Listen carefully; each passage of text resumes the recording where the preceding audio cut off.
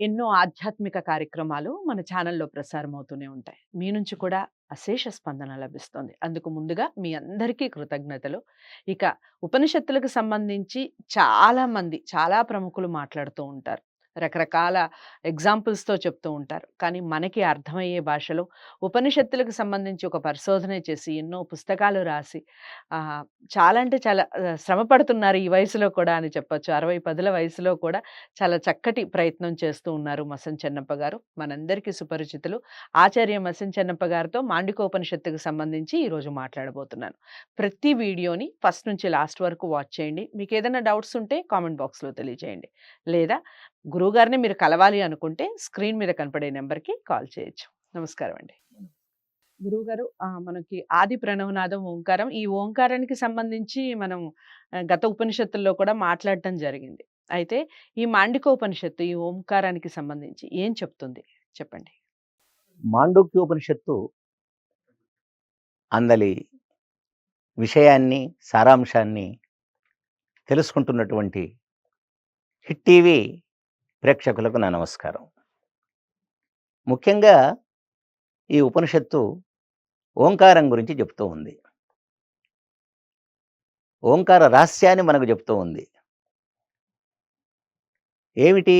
ఓంకారాన్ని మనం జపించడం వల్ల, ఓంకారాన్ని ఉచ్చరించడం వల్ల, ఆ ఓంకార అర్థాన్ని భావన చేయడం వల్ల మనకు భగవంతుని యొక్క అనుగ్రహం లభిస్తుంది అని గొప్ప భావనలో, అభిప్రాయంలో మనం ఉంటాం.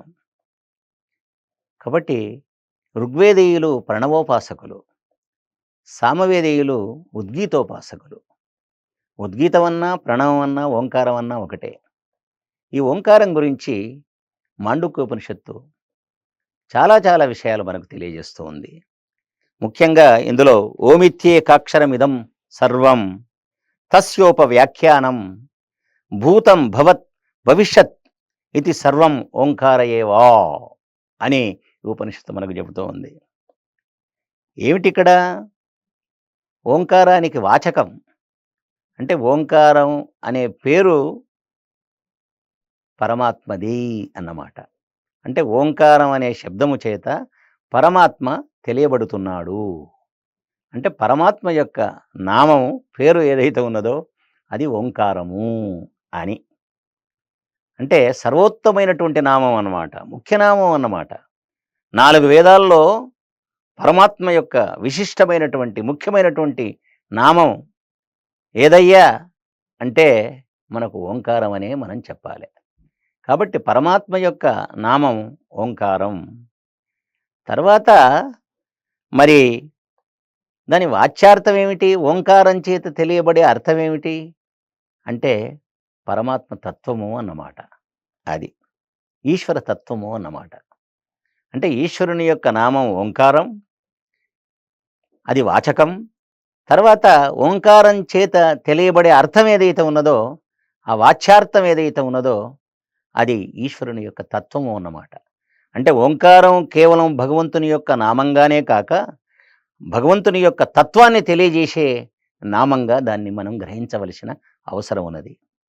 అంతేకాదు, ఓంకారం అనేది భగవంతుని నామమే కాదు, ఓంకారం అనేది భగవంతుని యొక్క స్వరూపాన్ని, తత్వాన్ని తెలియజేసేదే కాదు. ఈ ఓంకారం ఏం చేస్తుంది అంటే ముఖ్యంగా అది ప్రపంచాన్ని వ్యాఖ్యానిస్తుంది అని కూడా ఈ ఉపనిషత్తు చెప్తూ ఉంది. అంటే వాచకం, వాచ్యం, తర్వాత మనకు వ్యాఖ్యానము అన్నమాట. ఎంత గొప్ప విషయం చూడండి.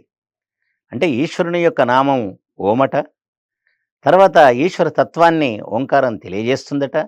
అంతేకాదు ప్రపంచాన్ని వ్యాఖ్యానిస్తుందట. ఇది ఓంకారం యొక్క విశిష్టతగా మనం ఈ ఉపనిషత్తు ద్వారా తెలుసుకోవలసినటువంటి అవసరం ఉన్నది. నిజానికి ఓమిత్యేకాక్షరం బ్రహ్మ అని కృష్ణుడు భగవద్గీతలో చెప్పిన విషయం మనకు తెలుసు.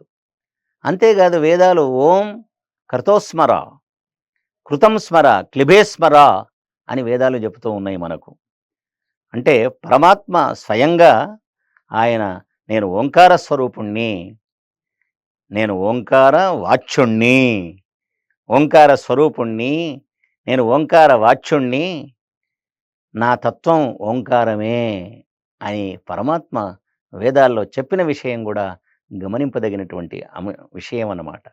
కాబట్టి ఈ ఓంకారం యొక్క విశిష్టతను మనకు ఈ ఉపనిషత్తు మనకు చెబుతూ ఉంది.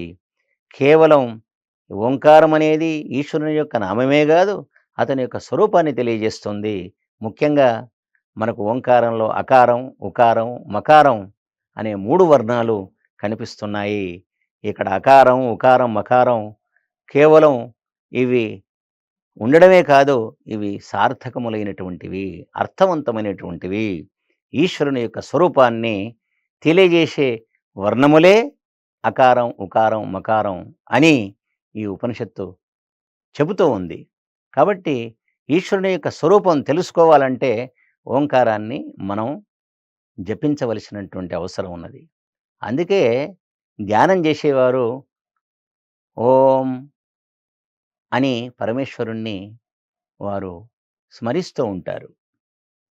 అంతేకాదు ఓంకార వాచే నమః, ఓంకార స్వరూపాయ నమః, ఓంకారాతీతాయ నమః అని కూడా అంటారు. అంటే భగవంతుడు కేవలం ఓంకార వాచ్యుడే కాదు, ఓంకార స్వరూపుడే కాదు, ఓంకారాతీతుడు కూడా. అంటే ఓంకారాన్ని మించినటువంటి వాడు అనే విషయం మనకు వేదాల ద్వారా, ఉపనిషత్తుల ద్వారా అవగతమవుతూ ఉంటుంది.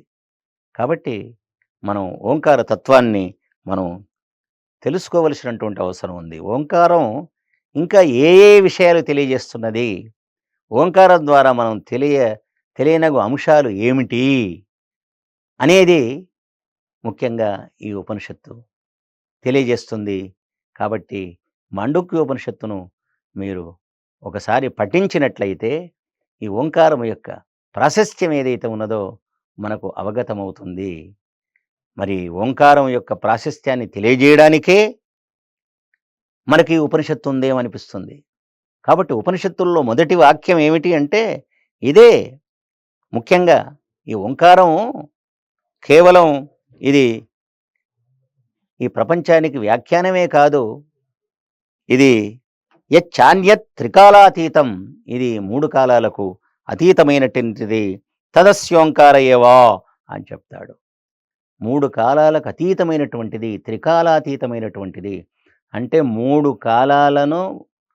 కాలాల్లో ఉండడమే కాక 3 కాలాలను అధిగమించి ఉన్నటువంటి పరతత్వానికి నామమే ఓంకారము. కాబట్టి ఓంకారము చేత త్రికాలాతీతుడైనటువంటి పరమాత్మ తెలియబడుతాడు అని మనకు ఈ మాండూక్య ఉపనిషత్తు తెలియజేస్తూ ఉంది. నమస్కారం. ఈ ప్రశ్నకి సమాధానం అనేది చాలా చక్కగా వివరించారు కదా గురువుగారు. మసం చెన్నప్ప గారిని మీరు ఈ ఉపనిషత్తులకు సంబంధించి ఏదైనా వివరణ తెలుసుకోవాలి అనుకున్నా, దీనికి సంబంధించిన పరిశోధన అసలు గురువుగారు ఎలా చేశారు అని తెలుసుకోవాలి అనుకున్నా, స్క్రీన్ మీద కనపడే నెంబర్కి కాల్ చేయొచ్చు. మరి ఈ వీడియోని అందరికీ షేర్ చేసే ప్రయత్నం చేయండి, లైక్ చేసి ఛానల్ని సబ్స్క్రైబ్ చేసుకోండి. తదుపరి ప్రశ్నతో మళ్ళీ కలుస్తాను. నమస్తే.